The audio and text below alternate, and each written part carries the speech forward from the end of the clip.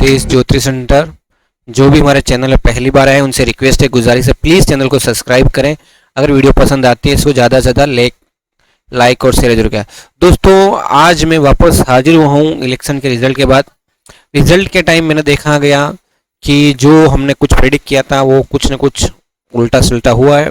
तो कहीं न कहीं कुछ न कुछ पैरामीटर रॉन्ग हुए हैं और उसी पैरामीटर के बेस पे हमारे रिजल्ट कैलकुलस में हुई उस चीज़ को मैं एक्सेप्ट करता हूँ।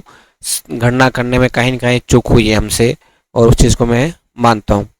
दोस्तों, दूसरी चीज़ मैं आपको बता दूं कि अगर आप ये सोचते हैं कि ज्योतिष देखने का नज़रिया शायद रॉन्ग हो सकता है, वो पॉसिबल है, ठीक है। क्योंकि मैथ्स के अगर मैं आपको एग्जांपल लेके बताऊं तो मैथमेटिक्स पढ़ने वाले दो इंटेलिजेंट स्टूडेंट होते हैं और वो दोनों का लिखने का तरीका, दोनों का सोचने का तरीका होता है, लेकिन आंसर क्या होते हैं, लमसम सेम होते हैं। बट कभी कभी क्या होता है कि उनके भी आंसर मैच नहीं खाते हैं और उस वजह से क्या होता है, रॉन्ग होता है। तो ये नहीं है कि ज्योतिष शास्त्र रॉन्ग है, ज्योतिष शास्त्र कभी रॉन्ग होगा नहीं और कभी होने वाला नहीं है। ज्योतिष शास्त्र में देखने में, क्योंकि आप सोचिएगा कि कितने कैंडिडेट, 8000 के आसपास कैंडिडेट चुनाव में थे। अब इतनी लोगों की कुंडली देखना इतना इम्पॉसिबल है हमारे लिए, ठीक है। हम एक क्या करते हैं कि ज्योतिष से प्रिडिक्शन, कुछ कुंडलियों को आधार बना के हम प्रिडिक्शन करते हैं और उसके बेस पे हम एनालिसिस करते हैं और बताते हैं कि ये संभावना है। ज्योतिष एक संभावना का खेल होता है जिसमें हम संभावना को बताते हैं और संभावना तराशते हैं और वो चीज़ें हकीकत में कन्वर्ट होते हुए आपको दिखाई देती हैं। यही चीज़ें हमें है तो कुछ नहीं, जो हुआ उसके लिए हमें खेद है और उसी तरीके से हम आपको ये देखते हैं कि हम कहाँ चूक हुई, क्या हुई, उसको हम और एनालिसिस करेंगे और उसको आगे हम इम्प्रूव करते हुए आगे बढ़ेंगे, ठीक है। ये जो अपने में कुंडली लगाई है वो है नरेंद्र मोदी के प्राइम मिनिस्टर बनी, ठीक है। देखो, हमारी प्रेडिक्शन वहाँ रिलीज हुई लेकिन प्रधानमंत्री नरेंद्र मोदी बने, ये मैंने कन्फर्म बोला था कि कुछ भी हो जाए कि मोदी जी प्रधानमंत्री बनेंगे, ये कन्फर्म है, ठीक है। सीटों का मैंने वहाँ पे वीडियो भी कन्फर्म बोला था कि सीटों का मैं आगे चाहूँ कुछ हो सकता है, मान सकता हूँ। ये उस वीडियो में बोला था कि सीटें कम ज़्यादा कुछ भी पॉसिबिलिटीज हो सकती हैं, ये दिखा। लेकिन प्रधानमंत्री तीसरी बार जो बनेंगे नरेंद्र मोदी लेंगे और वो उन्होंने ले ली और उसके बाद मैं आपको यहाँ पे वीडियो बना रहा हूँ। दोस्तों, अब ये वीडियो को मैं आपको बताऊँ तो क्या मोदी जी पास पूरा कार्यकाल कर पाएंगे या फिर बीच सरकार मतलब गिर जाएगी, भाग जाएंगे या चंद्रबाबू नायडू भाग जाएंगे, क्या होने वाला है उसमें हम थोड़ा इस कुंडली को एनालिसिस करके इन क्वेश्चन को आंसर को ढूंढने की कोशिश करते हैं। और आपसे भी रिक्वेस्ट है कि आप भी अपने कमेंट जरूर कीजिएगा और चैनल को सब्सक्राइब नहीं किया है तो चैनल को सब्सक्राइब जरूर कीजिएगा। आपका एक सब्सक्रिप्शन हमारी रिक्वेस्ट है और मैं इसी तरह से वीडियो बनाते रहूंगा, ठीक है। तो प्लीज सब्सक्राइब जरूर कीजिएगा जब चैनल पर बार, ठीक है। देखिए, जो आपको कुंडली बता रहा हूँ, ये कुंडली देखते हैं तो ये कुंडली बनती है वृश्चिक लग्न की, ठीक है। वृश्चिक लग्न है और कर्क राशि की है। तो यहाँ पे अगर देखा जाए तो चंद्रमा वृश्चिक लग्न का होकर 6 हाउस में बैठा हुआ है मंगल के घर में। तो ये एक चीज आप नोट कीजिएगा कि ये जो कुंडली है मंगल के साथ, मतलब पराक्रम की मजबूताई के साथ ये कुंडली बनी है। और यहाँ पे जो डिसीजन मोदी जी लेने वाले हैं वो डिसीजन, हर एक डिसीजन जो उन्होंने प्रेडिक्ट किया है वो सभी स्ट्रॉन्ग डिसीजन वो यहाँ पे लेंगे, यहाँ पे पीछे नहीं हटेंगे। लेकिन यहाँ पे एक चीज मैं आपको बता दूं, डिसीजन लेंगे वो विथ प्लानिंग के साथ। द रीजन क्या है वो आपको मैं बता दूं कि अगर यहाँ पे देखोगे चंद्र जो बैठा हुआ है भाग्य भाव में और वो ये इंडिकेट कर रहा है कि ये मोदी जी के पूरे फेवर में है। मोदी जी यहाँ पे पूर्ण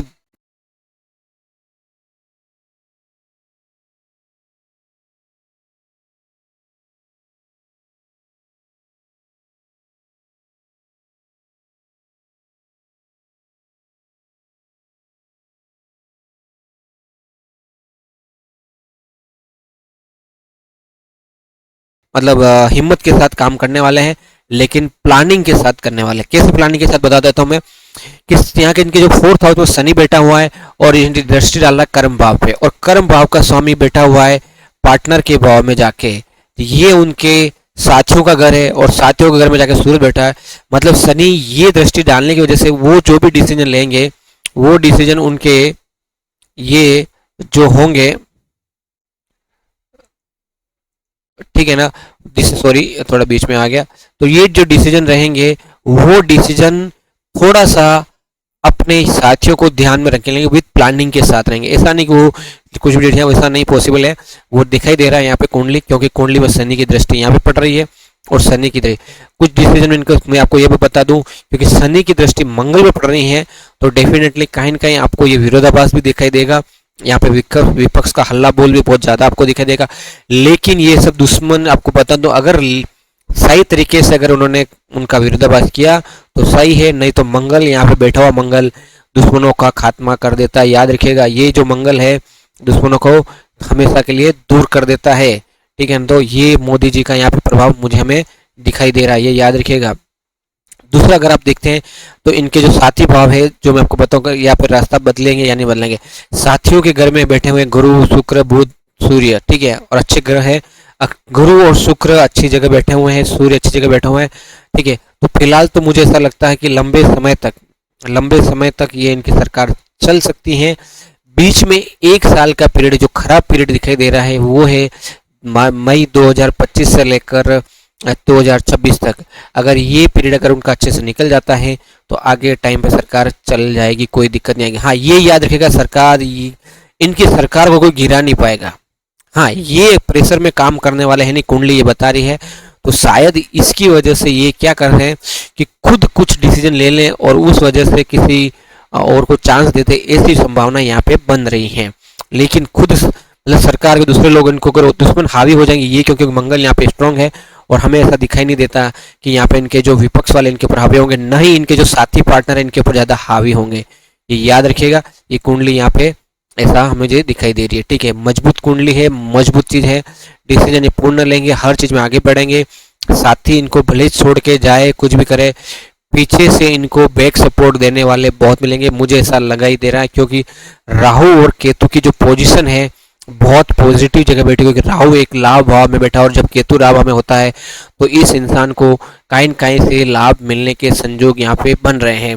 ठीक है, अष्टम स्थान के स्वामी बुध खुद जाके बैठे हैं सप्तम भाव में, और छठे भाव का स्वामी सप्तम भाव में आके बैठा है। तो ये इंडिकेट करता है कि कहीं न कहीं से इनको लाभ मिलता रहेगा, मतलब इनके साथी इनको सपोर्ट करते रहेंगे।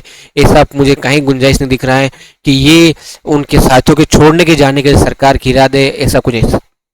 ठीक है, सरकार अगर गिरानी भी होगी, जब इनको ऐसा लगेगा कि नहीं यार अब मैं प्रेशर में मुझे काम नहीं करना है, तो ये खुद सरकार गिरा सकते हैं, खुद पीछे हट सकते हैं और शायद ये चुनाव के लिए आगे बढ़ सकते हैं। मध्यावधि चुनाव जिसको हम बोल रहे हैं वो पॉसिबल होंगे, लेकिन ये खुद चाहेंगे। अगर ये बोले कि नहीं मुझे हिम्मत रखनी है और करना है, तो वो भी पॉसिबिलिटीज़ यहाँ पे है। इसलिए यार दोस्तों, ऐसा मत सोचना कि मध्यावधि चुनाव हो ही जाएंगे। यस, डिपेंड्स ऑन मोदी, और मोदी की ये जो शपथ की कुंडली है मजबूत कुंडली है, अच्छे टाइम पे ली गई है। परेशानियाँ काफ़ी है यहाँ पे, क्योंकि शनि जब मंगल की दृष्टि को देख रहा है और इधर दृष्टि डाल रहा है, तो इनको परेशानियाँ तो काफ़ी होगी, नो डाउट। ठीक है, लेकिन ये इन सब परेशानियों को पार पा लेंगे, कहीं किसी की दाल गलने वाली नहीं है दोस्तों। ठीक है ना।